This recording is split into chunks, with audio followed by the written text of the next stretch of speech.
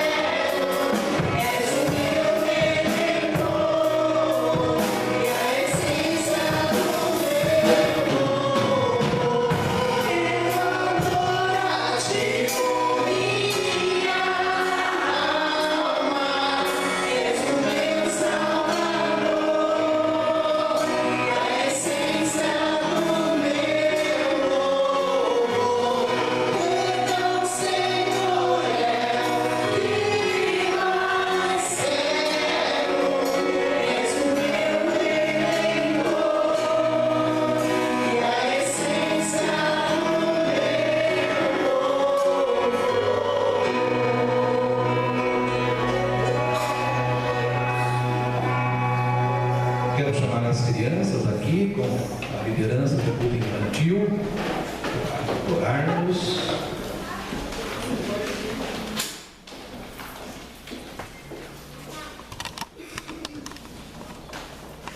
Beleza, olha quantas crianças, hein? Que bom, muito bom. Muito bem, vamos orar então, irmã Samanta.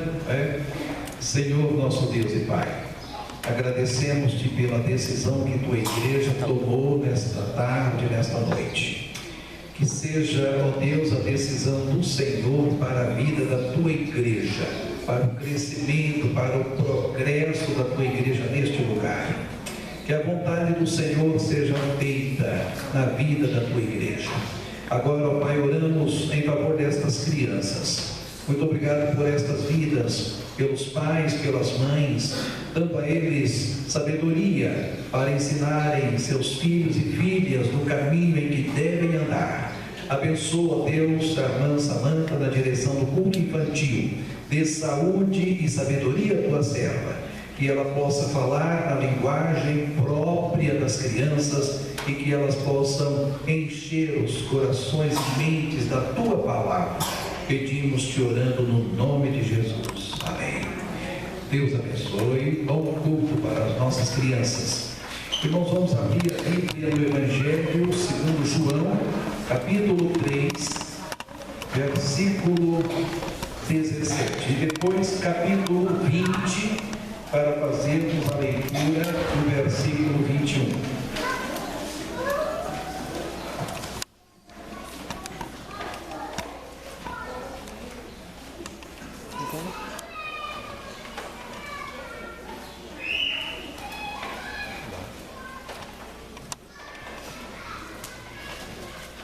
Evangelho segundo João, capítulo 3, versículo 17. Eu quero falar o tema nesta noite, a missão. Mas a missão de Deus. Evangelho segundo João, capítulo 3, versículo 17. Na minha versão NVI está assim: pois Deus enviou o seu Filho ao mundo, não para condenar o mundo, mas para que este fosse salvo por meio dele. Então Deus enviou Jesus para que o mundo fosse salvo por meio dele. Agora capítulo 20, versículo 21. Capítulo 20, versículo 21. Novamente Jesus disse: paz seja com vocês, assim como o Pai me enviou, eu os envio. Amém, não é? Graças a Deus por esta palavra bendita aos nossos corações. Meus irmãos, todos sabemos porque a Bíblia nos informa. E é muito importante que nós tenhamos esta convicção de que é a Bíblia que nos informa de que Deus, na sua perfeição absoluta, como ser absolutamente perfeito, Ele criou o homem, e Ele criou o homem impecável. Impecável não no sentido de que o homem não estivesse sujeito a pecar, mas no sentido de que o homem foi criado por Deus perfeito, sem nenhuma falha. Sujeito a pecar, aconteceu que o homem pecou. E eu estou falando homem no sentido genérico, porque as mulheres poderão estar pensando: opa, os homens, é um problema com os homens. Não, homem e mulher, claro, não é? Sujeito a pecar, o homem pecou e teve que arcar com todas as consequências decorrentes deste ato louco, deste ato insano.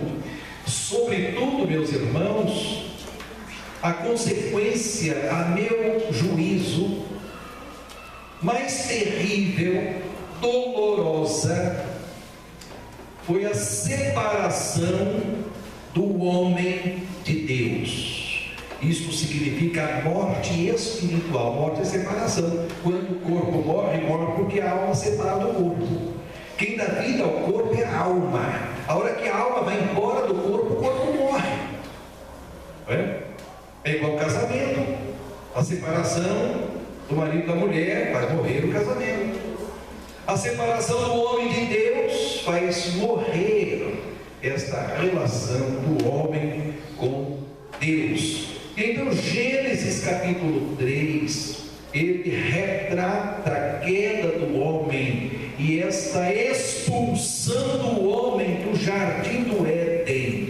Que triste, que consequência lamentável.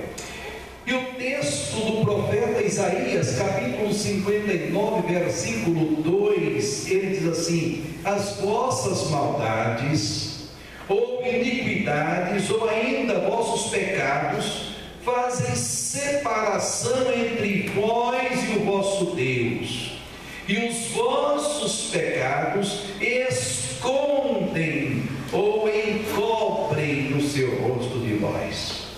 Então, meus irmãos, já conseguiram medir o preço do pecado na vida da pessoa humana? Que desgraça, que coisa terrível.